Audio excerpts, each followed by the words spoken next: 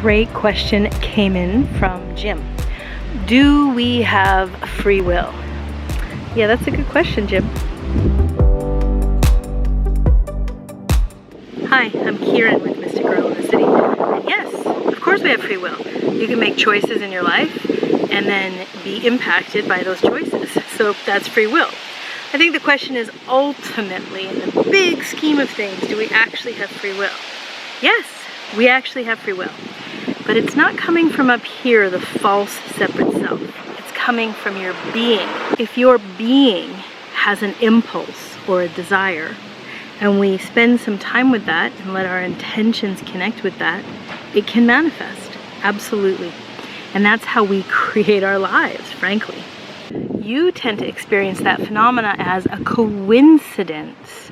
Or, isn't that remarkable? I was just thinking about that and then it randomly came across on an internet search or on Facebook. Or suddenly an opportunity shows up and it was kind of what we were looking for.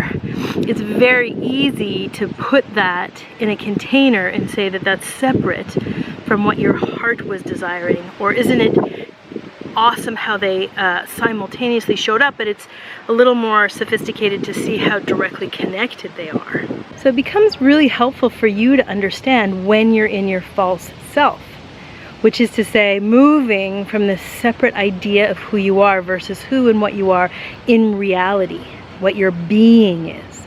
And how you can discern the difference is, one, if you're up in the head, totally consumed with the thought process, completely disconnected from your body, disconnected from the whole environment, that's a great sign that you're entirely captivated by a separate movement, all that thought, instead of right here in the present moment.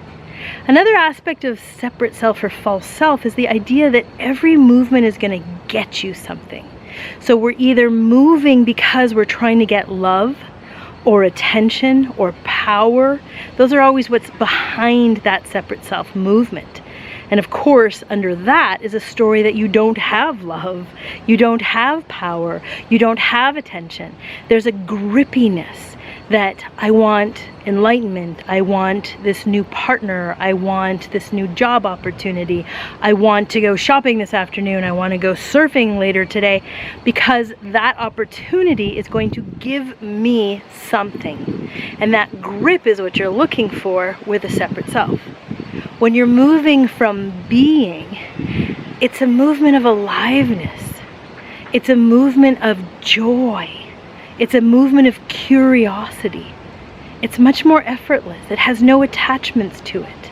And it's deeply connected to being in the body, being present in the moment. And that, my friends, that being movement has a tremendous amount of manifestation power. That's the free will that you actually have. So here's the bottom line.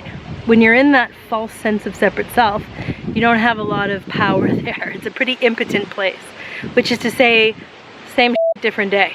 That's what happens up there in the head. When we're present and moving from our beings, we actually have a lot of power at our disposal.